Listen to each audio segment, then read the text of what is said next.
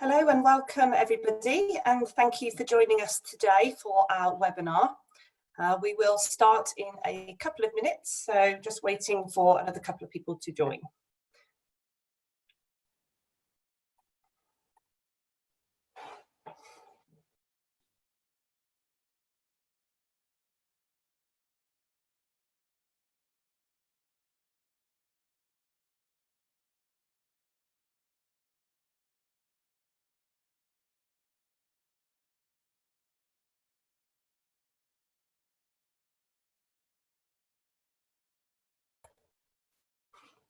Okay, so I think we'll get going. So I just want to check that everything works here. Okay, so hopefully you can now see our opening slide. So this is our webinar on business continuity in critical times. I think we can all agree that we're in critical times at the moment. Many businesses are looking at ways to ensure that they not only survive this pandemic, but that many I've spoken to are actually learning how to do things differently and to actually thrive as well. So myself and James are your hosts for today. Those of you that know me, I've worked for ISO Quality Services for a good 10 years now. James, I don't know if you wanted to just come on and say a couple of words just before I hand over to you a bit later on. Yeah, hi, good morning everybody. Thank you for joining us. James from BCRA, Business Continuity and Disaster Recovery Specialists based over in Evesham. So I'll be having the second half of this presentation with some slides for you and some information. Thank you. Fantastic, thank you, James. Myself and James have joined together to bring you this hopefully informative webinar, but really what we want to do is for you to be able to go away and implement something into your businesses today. So for anyone that hasn't used Zoom webinars before, it has all your usual features such as the question and answer section and the chat box. We have Lauren from our client services team monitoring the Q&A and the chat today. So please do pop any questions or comments in here. The way I'm going to do it is once I get to the end of my first section, before I hand over to James, I'll do a run through of all the questions that have come through in that section altogether. And then James can do the same at the end of his section. Just so that you're aware, the webinar will be recorded and we will be making this available to everyone that's registered afterwards. So our overall aim of today is to provide you with some useful hints and tips on how to start to create a business continuity plan. The session will cover introduction and overview of a business continuity management system, discussion on potential different scenarios a business might face, and the key activities and actions a business should take. We'll be introducing you to certain tools such as the business impact analysis and the business continuity plan.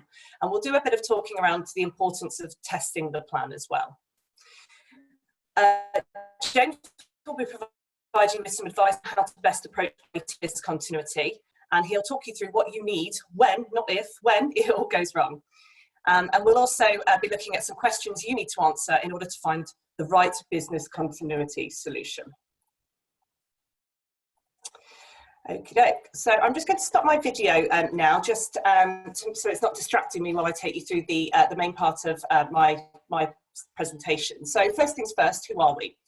So we're a family-run organisation and we help businesses, particularly SMEs, improve their organisation through the implementation of ISO management standards, and we also provide training. We're a small business, we have 22 staff. When we're usually based at our head office, obviously all based from home at the moment, in St John's, and we have 24 field-based consultants. We cover the whole of the world with regards to certification and consultancy services. Our passion is to inspire organisational improvement and efficiency by providing unparalleled support, and we allow our customers to put ISO at the heart of what they do. So moving on to the main part of the kind of session today. What we want to do is give you an overview on what a business continuity management system can be defined as. And this is the processes involved in managing exposure to internal and external threats that can disrupt business operations. In the ISO world, this standard is known as the ISO 22301. It involves management oversight, risk management, and documented plans and processes to limit disruption. The plan should be designed to cope with the effects of an emergency or a crisis, and it's intended that the document, so the business continuity plan itself, will provide a basis for speedy, managed response to disruptive incidents to ensure the return to business as usual, regardless of the cause. Disaster recovery is often considered to be the IT portion of the business continuity plan. However, it also includes key non-technological assets, people and processes in recovering from a disruptive event. So the question could be asked, why bother? I'm sure in the current situation that we find ourselves in, this is actually far from people's minds, but there is a reason why 75% of small businesses have no disaster recovery plan objectives in place. Studies show that 2 out of 5 businesses that experience a disaster will go out of business within 5 years of the event. And more than 50% of companies experienced a downtime event in the past 5 years that lasted longer than a full business day. But 96% of companies with a trusted backup and disaster recovery plan were able to survive a ransomware attack. And I'm sure James will talk more about that a bit later. So if we have a think about some of the possible scenarios that can cause a major or minor business interruption, what I want you to do is just in the chat box, if you could just add any ideas that you've got on possible scenarios that either have happened to your business or that you know could happen to your business.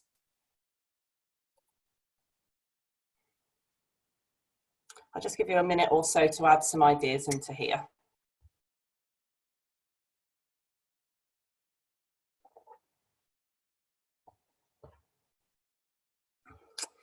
Key staff leave the business. Ex-employee hacking the system, flood damage. Yep, some good ones here. Flood, fire, server hack, kidnapping, extortion. Ooh. Loss of data, unable to access office due to emergency services. Brilliant, yeah. So we've got internet failure, hard drive failure, loss of power. Fantastic, great. So yeah, we've got some really good ideas there in the chat, and definitely ones that we would want to include in our possible scenarios section. So clearly the pandemic is where we find ourselves at the moment, so I've put that at the top of the list. And therefore, you know, a lot of us are unable to work from our normal business premises. But yeah, so let's not forget about some of the other scenarios that happen. So loss of systems, data breach, we hear about these all the time. Loss of key suppliers, the supply chain can often be forgotten about during business continuity planning. Loss of key employees. Some of these will be in your more general business risk assessment plan, especially if you run to the ISO 9001, but they'll also have to be part of your business continuity planning. Lots of key customers. A few years ago, when the construction industry, more than a few years ago now, took a downturn, anyone whose main customer base was in this industry would have definitely suffered. Internal sabotage, I think somebody mentioned this. I once heard the phrase, your biggest threats are within, not without. So that's definitely something to think about. Breakdown of key equipment. So factories, manufacturing organizations, if their key or key equipment breaks down, then that's definitely going to have some form of effect. And contamination, reportable dangerous diseases. So everyone will remember the foot and mouth disease and the horse meat scandal from a few years ago. Clearly, these will be specifically to the food industry, and clearly some of these will be specific to certain industries or indeed certain companies or individual companies. It's very rare that we find ourselves in the situation we are now where something like this pandemic is actually affecting all of us.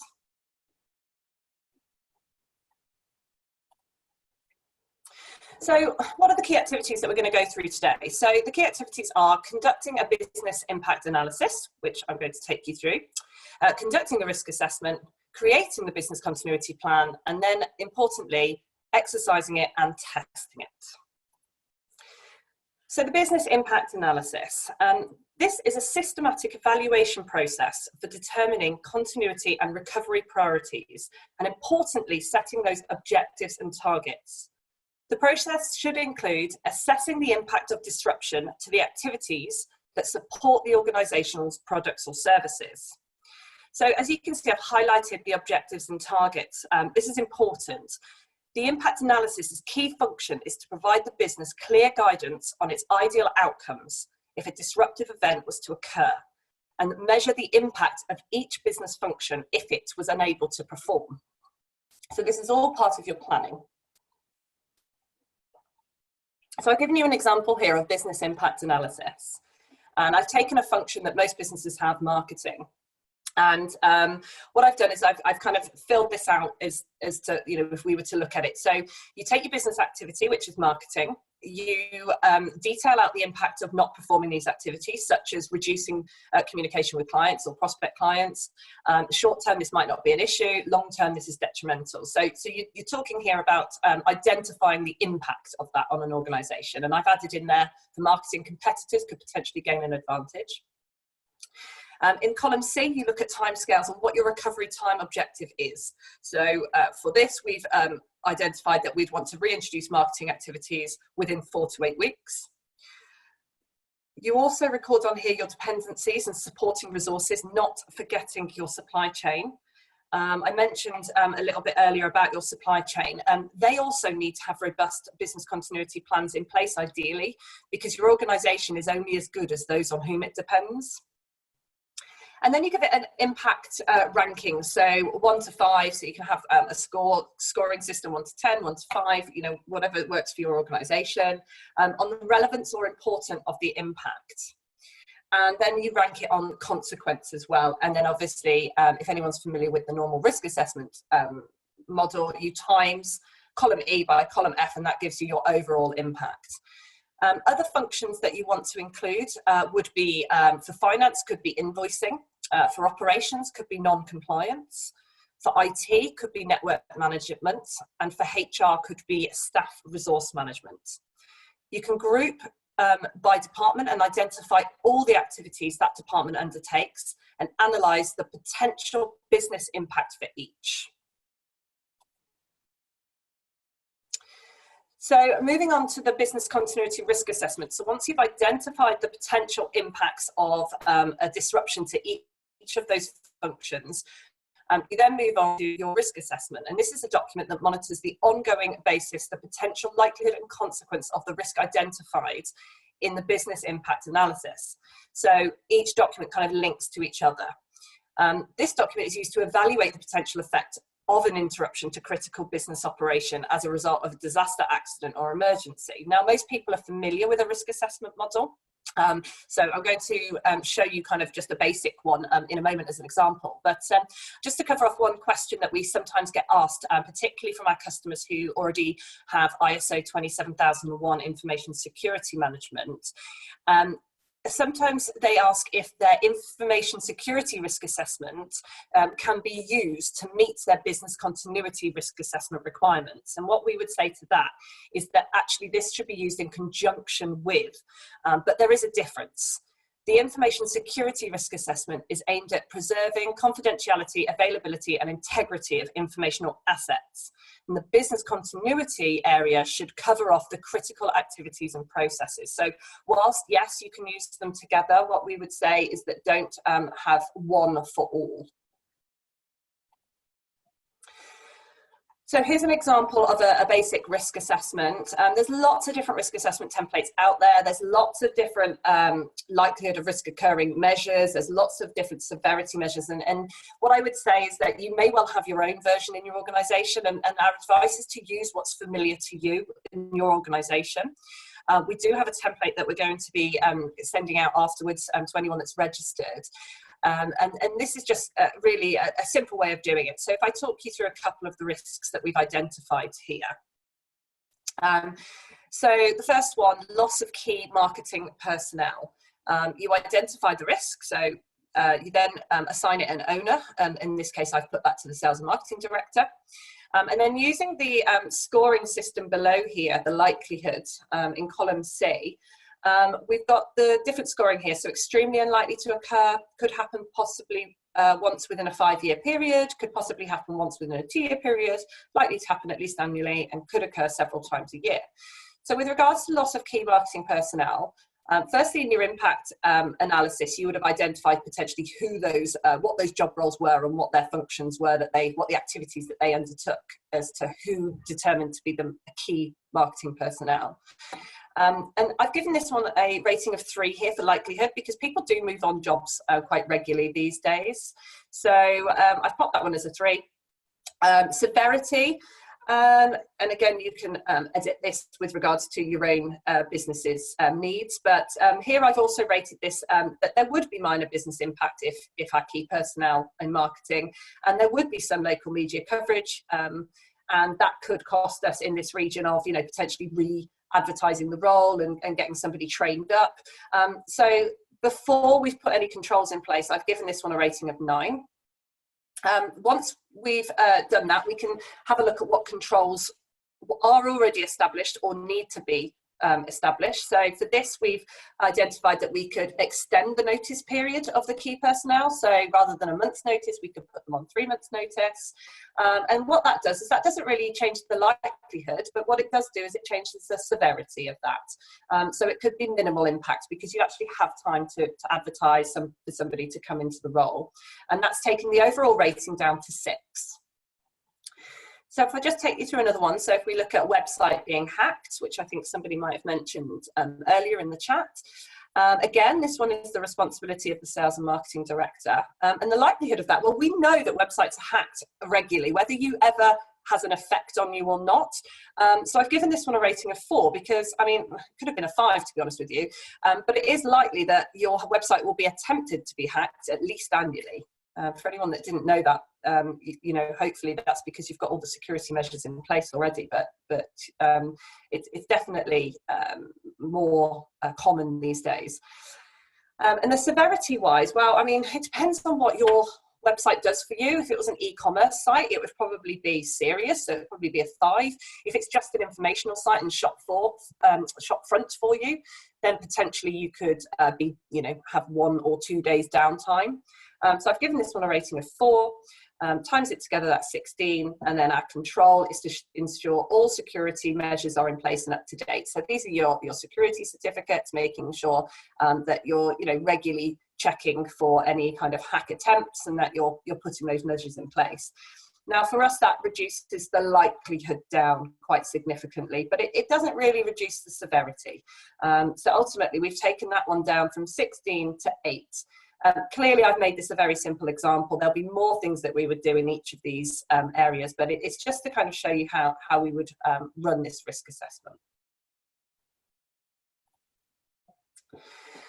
So moving on to the business continuity plan itself. So once you've identified your objectives through the business impact analysis, and you've assessed your risks, and you know where your priority or your kind of hot zones are for needing to protect, or have plans and established plans for, you need to actually put together a plan. So the business continuity plan, the aim of this is to outline how the business will continue to operate during an unplanned disruption in its service. So has anybody got, again in the chat, just to kind of get you kind of having a think about this for yourselves, what sort of key objectives do you think the plan should be able to do? So has anyone got any ideas of what the plan should actually achieve, or what areas we should be looking at within the plan? People want to kind of just pop it in the chat now.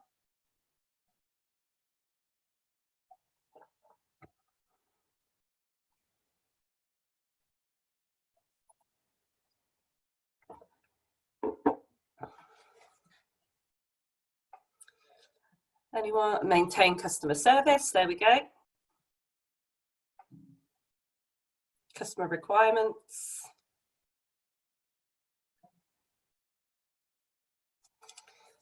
Okay, so we'll talk through what we've got as the objectives here, and just keep popping your ideas in the chat, that would be great. So what we've got here for the key objectives of the plan is to understand the critical functions and activities of the organisation, and that would have been through your business impact analysis. Identify and respond to the potential risks to the organisation. Provide a detailed, prioritised and timetabled response to an emergency, and we'll talk a little bit about that. To identify the key roles, responsibilities and contacts that are needed to respond to an emergency. I think this is an important one, making sure that everybody knows who the right people within the organisation are to contact during an emergency. Identify how risks to individuals in the service will be managed so that people are protected, and to determine our communication strategy. So these are all the areas that your business continuity plan should cover. And the key activities within the plan, based on the outputs from the impact analysis and the risk assessment, would be to identify strategies and solutions to continue and recover. What I would say is you want to prioritise the activities within identified time frames and capacity. So you want to make sure that you're looking at your risk assessment and looking at your highest risks and actually identifying time frames and capacity for those areas, first and foremost. Another activity would be to determine the resource requirements. So resources can both be internal and external. They could be people, they could be bits of kit, things, you know, things that you need to kind of infrastructure-wise. You need to determine your procedures based on your strategies and solutions. So do you need any procedures in place? Do you need any policies in place? You want to identify a response structure. So what is your response to individual business continuity disruption scenarios? Because clearly some scenarios are going to be more serious than others. And you want to establish warning and communication plans. Communication is what I would say with this. If your team aren't aware of what your plans are, then the plans are going to fall apart. So the recovery plans, what happens afterwards? How do you manage the recovery? What do you need to do in the future? And one of those would be to revisit your plan afterwards. So after, for example, this epidemic that we're going through at the moment, we'd be encouraging everybody who's already got a business continuity management system to revise it and to check, did your recovery plans work? You want to establish some methods to exercising and testing the plans. And I actually talk a bit about this more in a moment. And yeah, evaluating the plans. This is absolutely critical. So as I just said, once you've established your recovery plans and put them in place, after the event, you know, not too long after, you want to be evaluating these in order to kind of ensure the continual improvement, and that actually what you put in place was fit for purpose. Sometimes, you know, until these things happen, we don't know.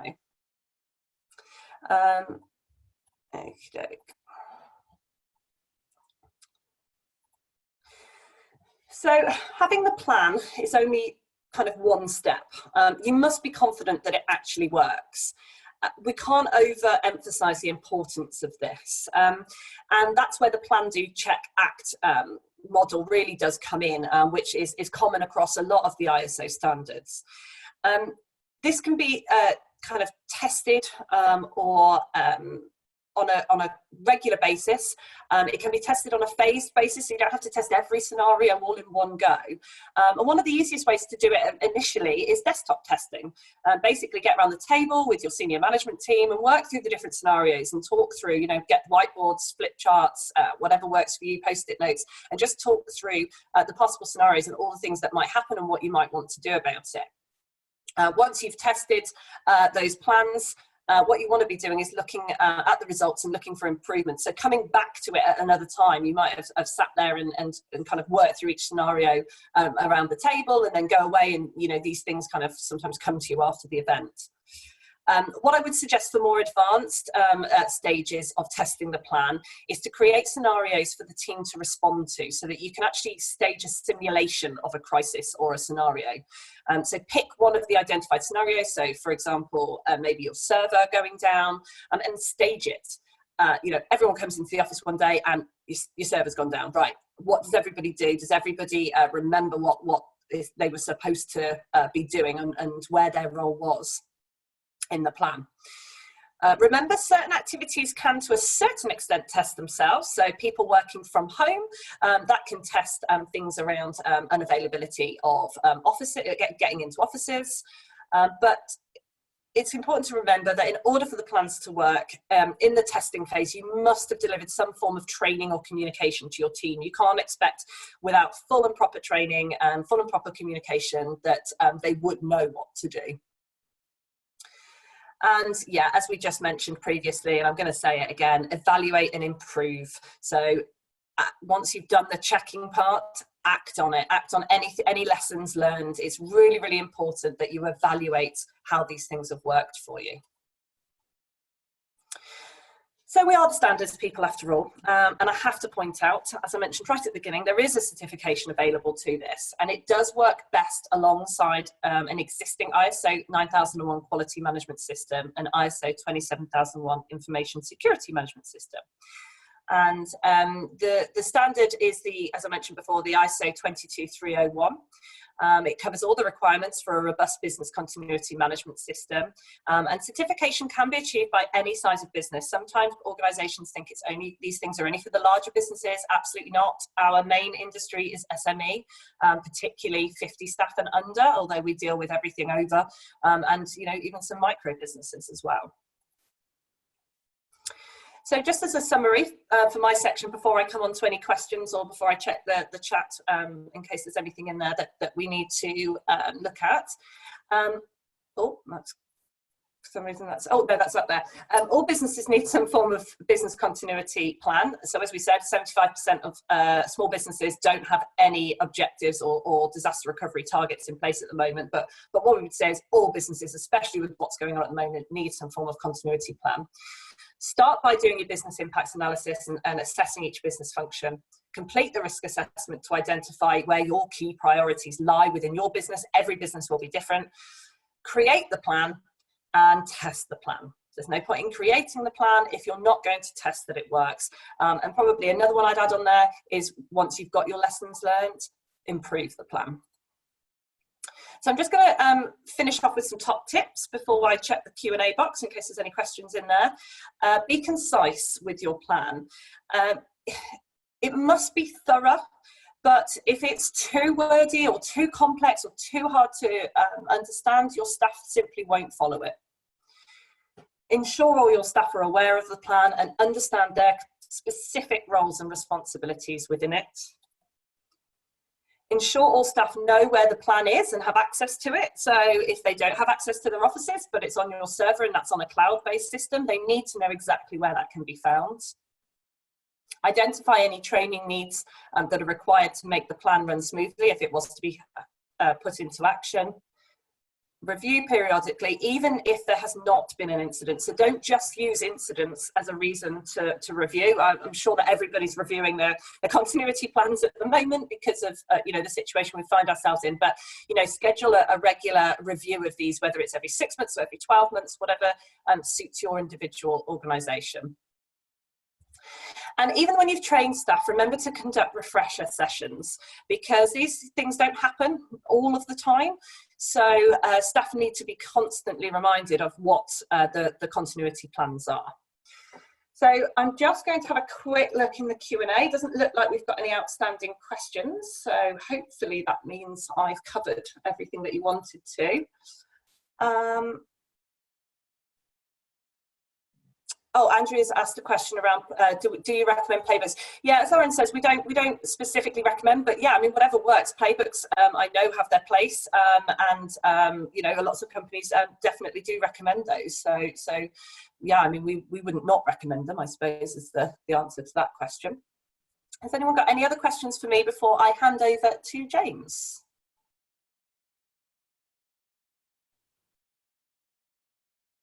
Doesn't look like it. So, right, James, I'm going to try and hand remote control over to you. So, fingers crossed this works, everybody. Thank you all. That's the kind of end of my section. I will be coming back right at the end.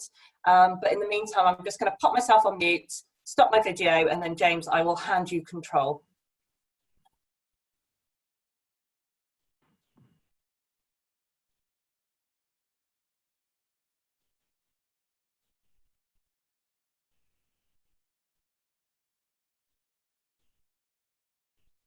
Right, I think that's working. There we go, we can hear you now, James. Morning, everybody. James from BCDR. We are a specialist company concentrating on business continuity, disaster recovery, and these solutions are based off backing up your IT systems.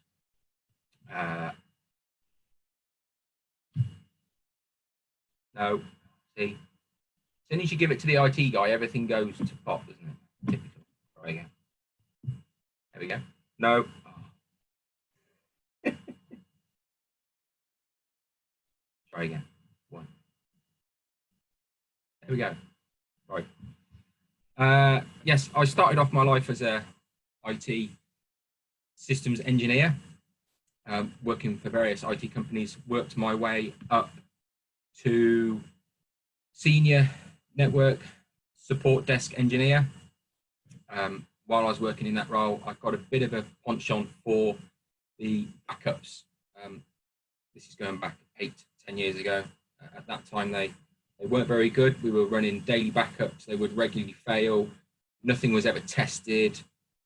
Very user heavy for monitoring, and it just wasn't work. So at that point, I went off and decided that we needed a better solution for the IT company that I worked for. Tested a lot of different solutions and ended up coming up with StorageCraft, which is my main go-to product that we do. Beginning of the year, I did the StorageCraft Certified Master Engineer. I was the 3rd person in the UK to do that certification. So obviously it's nice to get a certificate, but what it means is that when we end up with problems within the solution, they're much more quickly fixable. I don't have to rely on StorageCraft themselves. I can fix it myself in a much quicker time, which means that your backups work much better. We support both end customers, so we direct to yourselves, but we also partner and work with a lot of IT support companies, cyber consultancies, to provide business continuity solutions. Most IT companies will provide some kind of backup for IT systems, or they should be doing. But when it comes to providing a good, robust business continuity solution that's going to work, then that's when things can get a little bit more tricky. So that's when we try and step in and help them from a managed solution. So I'm going to stop my video as well so that you can concentrate on the slides. Thank you. So there are some guidances that we can all work to. I think the one that most people know is the GDPR. One of the ones that's slightly hidden within this, which nobody ever seems to do, that the GDPR has always been around policies and making sure that you protect the customer's data, and you can not email them when you're not supposed to, or sign in and sign out and opt in. One of the biggest things that GDPR in the background has said is that you must test your backups to make sure that you can recover this data. You've got to make sure that it's held securely. So that's your firewalls, all that kind of stuff. And make sure that when you're doing the backups, they are encrypted as well, because you might have your backups secured locally, but if you're putting them onto a USB drive that anybody can just put into a PC and mount, then that's a bit of a security issue. And ask what we do when it all goes wrong. So speak to your DPOs and ask them what you need to do when it all goes wrong. And again, that brings you onto the business security and business impact analysis platform. There are a lot of others, NCSC, again, all of these, obviously we've cherry picked the backups, but they all include identifying the backups. The second one down, ensuring your device is not permanently connected. That's sort of a bit of a grey area for us, because we put secondary devices on your local networks. They have to be connected 24/7 for our backups to work. But obviously we do secure them as much as we can, so they're not connected to the domain, so they don't have the same usernames and passwords. We've got 2-factor authentication for signing on, and they're secured as much as we do. And then obviously considering backing up to the cloud is a big one today. All of our backups are off-sited into our business continuity cloud, so that if you do get an issue on site, then we can recover into the cloud, and I'll cover that a bit further on. And again, some others, 27001, NIST, they're all backup. Make sure you can protect against malware. That's one of the biggest threats nowadays, is ransomware, malware. Security, continuity. And again, they list testing. And I think you've probably already seen this slide. But I love technology. It's great, isn't it? We'll try again. There we go. Now, whether you want to believe me or not, during my daily checks this morning, this was one of the emails that I received.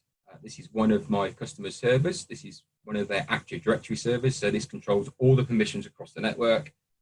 It does all their file shares. It controls everything to do with their daily activities. This is one of our daily checks. Now, all of our systems that we back up are daily booted. So the last image of the day that we take at 11 o'clock at night, every night, that is booted up so that we can guarantee recovery. This worked yesterday. This morning, it's not worked. So I've already been working with the IT company this morning. They're probably going to put in a temporary secondary domain controller. They do weekly updates, Windows updates. They stopped the reboot of the server because there's a high likelihood that they could reboot this after a Windows update and it's not going to come back on. And currently, the backup is not going to work because we've already identified that this is not going to be an issue. All the rest of the systems working fine. The backup have worked hour after hour after hour. Everything is green, but the check and the test that we've done has proved that it's not recoverable. So if you're working off an email that comes in every morning that says, yes, backups are working, everything's hunky-dory, you can only restore to your last test. So that is the biggest takeaway from this, is that you must test your backups. And this is a purpose reason why, because things fail. And this is going back to that, this is reality is far from Navara, really. Backups often fail when they're required. That previous slide goes to show it. The backups have been working fine. However, during our testing, when we come to need it, it's not working.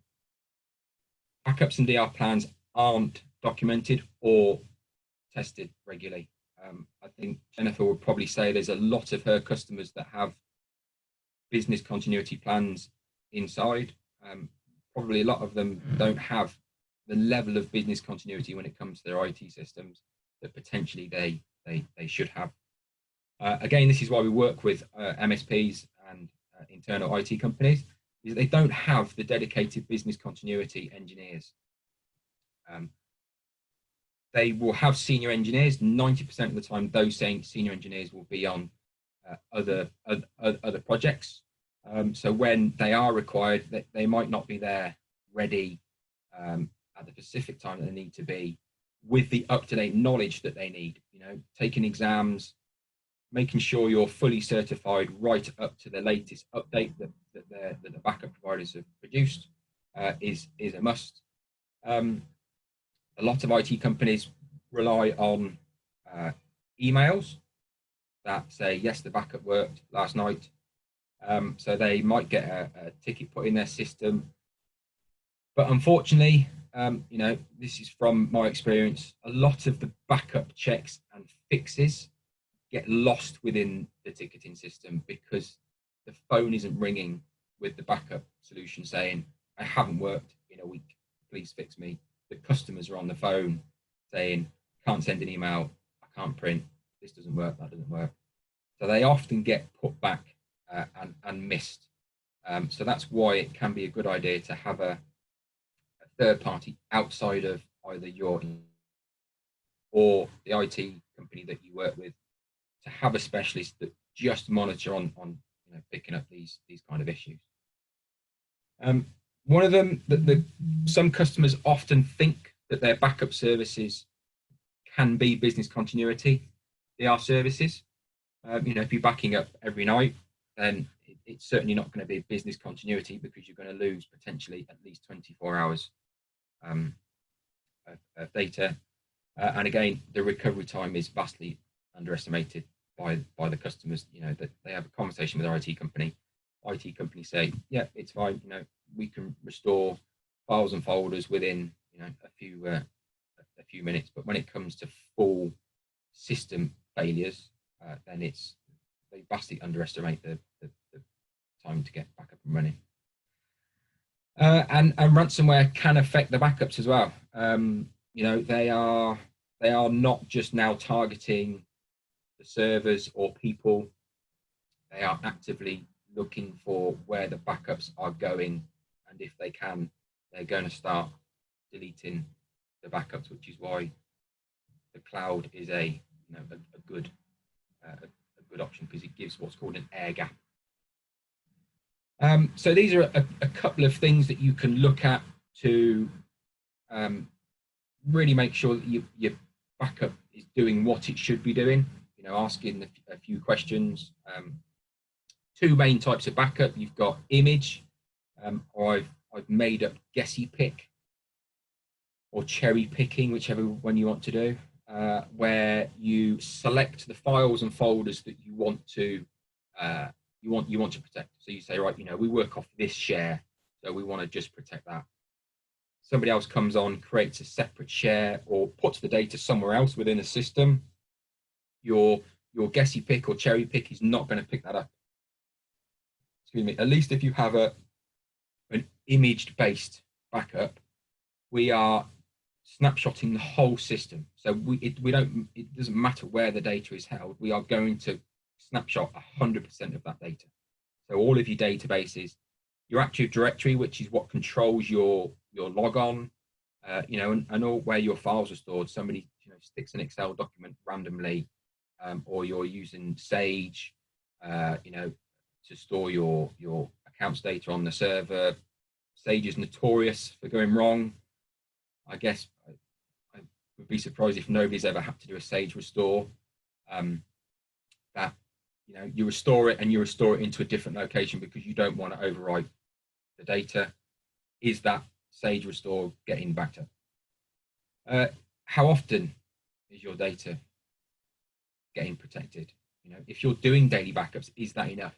If you've got a single Excel document that you edit 3 times a day, once in the morning to put your orders on, again in the afternoon, and then a final one in the evening, daily backup, probably enough, because you could probably, you know, redo that Excel document. However, if you've got, you know, a database and you're taking 5,000 orders an hour, for you to restore that data back to the days previous is going to be a real headache when you need to recover. So you need to think about how often your data changes and how long it's going to take you to replicate that data, if you can. You know, once you put the orders on there from the phone, are you going to be able to remember what you've placed and what you need to send out and that kind of stuff? Excuse me. How many copies? People just think, well, I'll, you know, plonk a USB drive in, we'll back up to that, and that's going to be good. But there is a rule, and that's 3-2-1. So 3 copies, which will be the original live data. You'll have the first backup copy, which for us would be going to a secondary server that's located on site. And then our third copy would be the offsite. So that gives you your 3-2-1, 3 copies on 2 different medias or 2 different storage locations, one of them being offsite.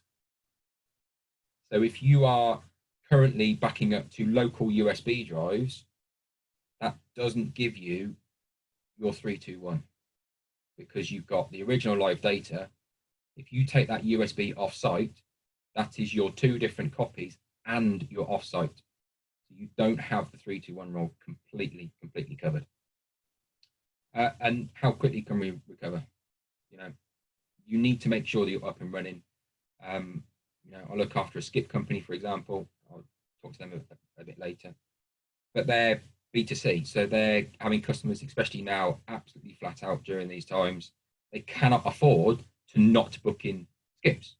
People want a skip delivered tomorrow. If they can't process the order, their customers will go elsewhere, and then the next time they want something, they won't go back to the original company. They'll go back to the one that could fulfill their order. So you need to make sure that, I think somebody put it in the chat, maintain customer services. It's the biggest thing. Without your customers, you know, you can't function as a business. So my background is technical, so I'm going to apologise for this slide. I've got to put some acronyms in, but I think it's important for, particularly within the DR and the DRAS or DRAS, the AAS makes a huge difference to the services that you are getting. So business continuity, disaster recovery as a service, that's the DRAS. The as a service means that there is infrastructure in the background that you can virtually instantly recover all of your systems. Without that as a service portion, you are not a business continuity solution. You are a DR solution, which is just the ability to recover in a disaster. So the DRAS solution gives you recovery point objectives, which is the RPOs. Now that is how quickly you need to back up, or how often, or how much data you can afford to lose. That goes back to the Excel document, you know, once a day or 5,000. So you need to work out how often your data is changing, and work out your recovery point objective from that. Recovery time objective, or I like return to operation, is the two acronyms that you can use. How often, you know, how quickly do you need to be back up and running? That is, with a DRAS solution, business continuity, near instant. So as soon as you have a local failure, you can recover either locally or in the cloud, offsite, you know, within an hour generally. And that's an orchestrated failover. So everything is set up ahead of time. It's one button, everything comes back online. And again, because we're doing image backups with the business continuity solution, we can test it. And that's just proven, as we did this morning, going back to the BSOD, which we've all seen at some point, the blue screen of death.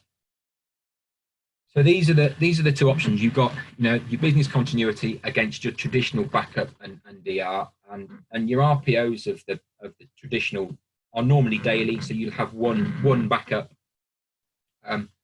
If you're doing direct to cloud, your RTO will depend on what kind of failure. So if you just need to recover a single Excel document back from your cloud, you know, happy days. You probably, IT company will get you that back in a few minutes.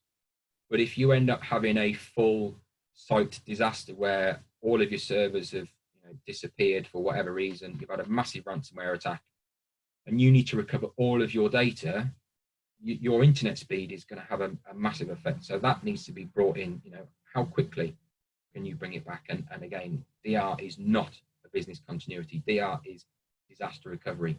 It enables you to recover in a disaster. How long is a bit of a piece of string. There's so many different variations, and you know, that you just can't. It's very difficult to work out exactly how quickly you're going to be back up and running. Put a business continuity in place. They're tested, so we know how long you're going to be down for, because we put it in the plan. You know, different scenarios, you'll be down for this amount of time. This is a quote from one of my customers that I went to see when I very first started BCDR, so about 3 years ago. I sat down with their commercial director and had a conversation between the two options. So this is DR and business continuity. You know, ran through all the pitfalls, gave them the options, and this is a direct quote. For now, the director is happy to take the potential 4 days downtime. In time, we may upgrade to option 2. So that was option 2 was the business continuity solution. They went for option 1, which is the just daily backup disaster recovery. About 6 months later, they came in one morning and the server fans are ablaze. They can't access their systems. Everything's gone to pot. They're dead in the water. They were down offline for about a day and a half. I worked with their incumbent IT. We were very lucky that we could, well, fudge their system back together, restore all the data, and within a day and a half they were up and running. But they were on the verge of not being able to process any more customers' orders. They're an engineering company. Roughly, they're employ 30 employees, turnover £3 million a year, £20,000 a day worth of orders being put out. They then realised that actually they can't, be without their systems for the 4 days. Needless to say, they now have a full business continuity solution in place because they realised that it wasn't a good place to be in, and they were very lucky to get away from it. One of the scenarios that we've helped recover, and this was the skip company that I was talking about. This was what's called a 0-day threat. So this was an access to a backdoor into the IT systems that nobody knew about, and the traditional firewalls, antivirus, all of the monitoring, everything that was in place didn't stop these hackers being able to get in. They actually got in on a Saturday evening. Ironically, I was out, and I happened to check my phone before I went to bed and noticed that their systems were offline.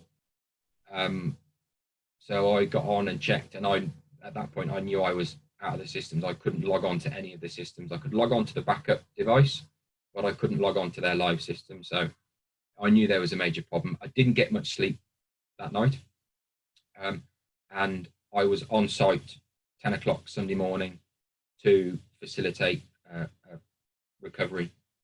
As it was, I just did a wipe of the original systems and then restored their data back to an hour before they were ransomware. So they lost no data. They were back up and running on Monday morning. The staff had no idea that they'd had an attack. Had they had a traditional DR solution, it would have been at least a day by the time we reinstalled everything, downloaded everything from the cloud. Because they're a skip company, they're in the middle of nowhere. Their internet is absolutely horrendous. They would never have been able to download everything. So it would have been a real pain. So it was a good test to actually prove that these things work when they're needed to. So a couple of things that we need to rely on business continuity solutions for, and I think this was one of the first ones that you guys kindly filled in. So yeah, flood damage, fire, server hack, kidnapping, extortion. I'm probably not going to be able to help with that one, unfortunately. Loss of data, definitely help with that one. There was ex-employee hacking the system. That's quite a good one actually. Malicious employees. If you employ a local IT guy, I worked with a school once where they sacked their IT manager. 3 days later, they got a ransomware attack. They don't know whether it was him or not, but all of the data was deleted. Over 5 terabytes of data was gone. They unfortunately didn't take the IT company's recommendations with the 3-2-1, so they didn't have an offsite backup. They ransomwared the local server and they ransomwared the backup appliance, so everything was gone. So the malicious employee is a hidden internal one that you don't necessarily think that's going to happen. I've sort of skipped local hardware failure, but anything doesn't necessarily have to be local hardware failure with the server. It could be, nobody's in the office nowadays. If you've got a server room with a air conditioning unit, is that air conditioning unit working now? Is it broken? Is your server room extremely hot currently with the server fans blaring, just about trying to make itself cool? There's so many different things that can affect the IT systems that people seem to, forget about. Ransomware attack, 1 every 11 seconds. That was 20 seconds last year. So they are they're getting more and more because it's easy. You know, you can log on to a website, download a ransomware attack, send it out to a few customers with some emails, and that's it. It's very easy. Hackers are getting a little bit more advanced now. They're just not now bothering to just get on and ransomware the system. They will now know that people are protecting their systems with backups. They will actively look for those backups. So they will see where the backups are going. If they're going to a network attached storage, they're going to a NAS, or they're going to a USB drive, they'll delete the backups first, and then they'll ransomware the system. So it makes life a lot more difficult for the recovery. Accidental deletions, you know, users are the weakest link within our companies, unfortunately. You know, we've all overwritten an Excel document, or, you know, we've deleted something by mistake. You know, it happens. And natural disasters, what's happening now could be classed as a natural disaster, but fire, floods are the biggest one. Again, you know, there's so many things that can happen. I think somebody put you know, can't access the offices due to emergency services. Well, that's, you know, if there's a fire and there's toxic smoke, you can't get access to your systems, then that's a natural disaster. Well, if you can't get access to your systems, then it might be that we need to spin them up in the business continuity cloud, so you can get access to them from there. I think I'm nearly there. We are very much belt and braces. You cannot protect your data enough. Protect, test, and do some more testing. You know, your data is the lifeline of your business. Without that, it's you will find it very difficult to function. Ask questions. You know, I'm here to help. If you're not quite sure how your systems are being protected, you know, what kind of backups you've got in place. Something to remember is we've all now jumped on moving to the cloud, working from home. We're all working off Office 365. We've got Teams. Probably a lot of people have moved to SharePoint for their document storage. All of these systems need to be protected. Just because it's not sat in a bit of tin in your office doesn't mean you don't need to protect it. Office 365 and Microsoft do not guarantee your data. You know, yes, there are recycle bins. Yes, there are certain recovery points, but they go past 30 days. Anything below that, and you're going to struggle to do that. So I think we're about there. I'll see Jennifer's turned her webcam on. Hopefully you found it okay, and the acronyms weren't too bad. I try and keep them. Well, we love an acronym at ISO. Yes, you know, if there's any questions, then I'm happy to answer any questions. But yes, my email's there. So if you're not quite sure, my phone number's there. If you want a review of your existing backup solutions and what can we do to help improve them, then reach out to me, and I'm more than happy. Thank you, James. So yeah, if you have any questions for James, there is obviously a question that we need to come to in the question chat box. So I will come to that in just a moment. So yeah, thank you very much for the spotlight on the IT part of the plan. You know, clearly IT is a very, very core part of all of our businesses now. Personally, I can definitely relate to a couple of the scenarios that you mentioned there. I think about a year into working for the business, our server, we had a server on site, just went kaput, and I know the kind of feeling around the Sage restores as well that you mentioned there, James, because we've actually moved from Sage to 0 because of the troubles that we had. So yeah, I can definitely relate, and I'm sure a lot of the people listening can as well. So so just to come to the question that's in the chat, and it is, what is our suggestion to recover from COVID-19? That is a difficult one, because obviously it depends, particularly on your type of business, how badly you've been affected.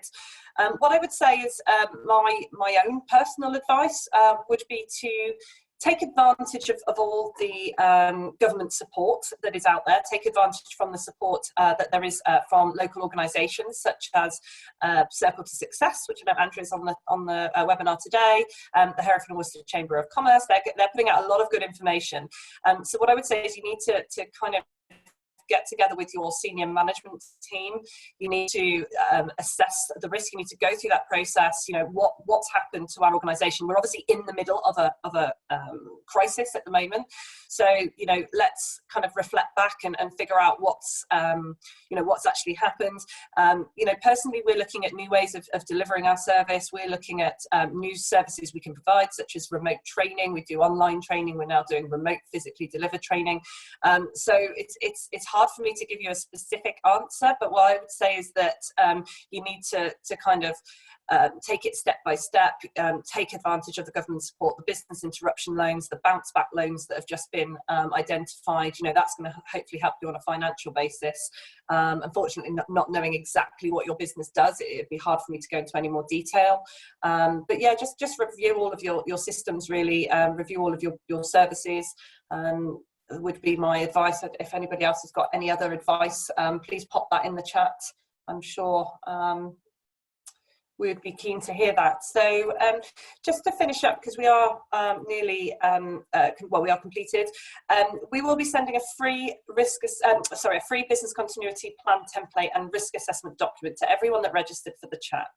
And this is something that we wanted to give away to help you start putting these plans in place if you don't have anything. So that will be coming to you definitely by the end of Monday, alongside a recording of today, so that you can go back and kind of go over any areas. Any questions whatsoever, please give us a call. The number's on the slide, or drop us an email or visit our website, which can be found in the bottom corner of the slide there. And yeah, finally, we've got something in the chat. I'll just see what that is before we move on. Oh, no, thank you. So yeah, finally, thank you particularly to James for joining me on today and to giving us all those really useful hints and tips and information. And I think putting it into a real life scenario really does help. So thank you to James, thank you to everyone that's attended. We are planning our next range of webinars, so we will be putting that out on social media and on our website imminently, likely to be around customer journey mapping. So keep an eye out for that. Make sure you're following us on all the social channels. Thank you very much, and I will take any further questions if there is anything. Lovely, thanks for your comments, guys. Thanks, Jess, thanks, Andrea. Right, I'm going to end the session now. Oh, no, I think there is one question that's just come through, actually. Oh, no, just a thank you. So, yeah, I'm going to end it now. Thank you very much, and stay safe, everybody.